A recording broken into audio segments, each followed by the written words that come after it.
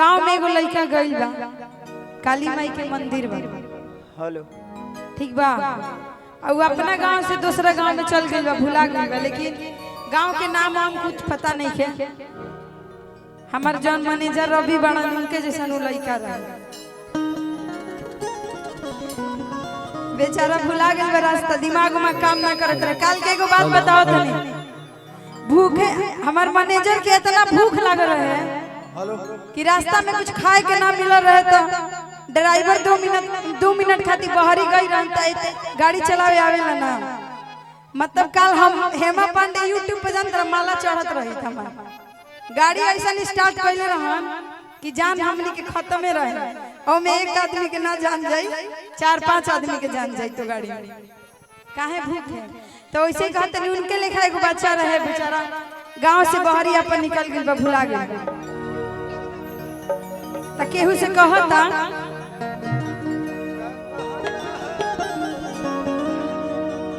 कि काका हो हमरा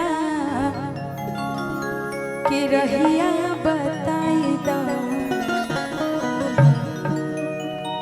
अबानी भुलाइल तने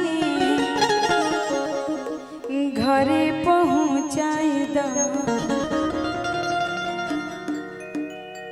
ना जाने गौआ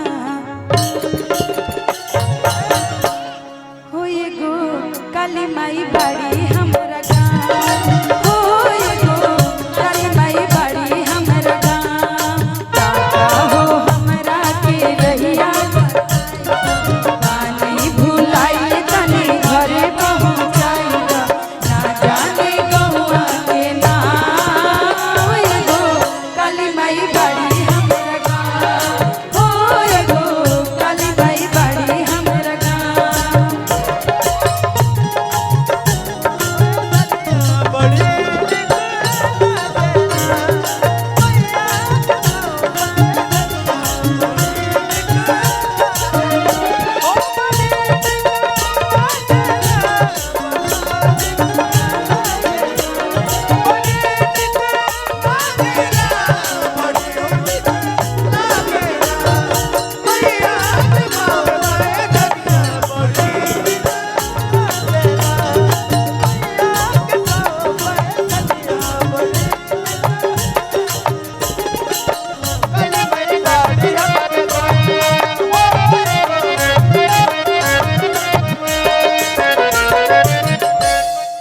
गाँव के हमरा पुरबारी मंदिर बाटे भारी,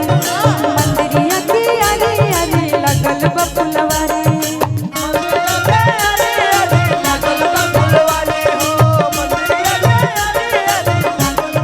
गाँव के हमरा पुरबारी मंदिर बाटे भारी,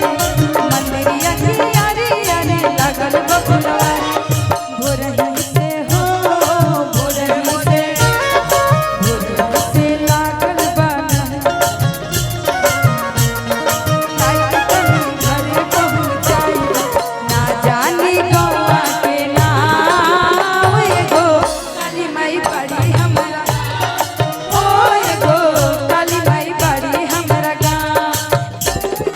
काका हो हमरा के रहिया बताई दो, पानी भुलाइल तनी घरे पहुँचाई दो, ना जानी गौआ के नाम, एगो काली माई बाड़ी हमरा गाँव, ओ एगो काली माई बाड़ी हमरा गाँव, ओ एगो काली माई बाड़ी हमरा गाँव, ओ एगो काली माई बाड़ी हमरा गाँव।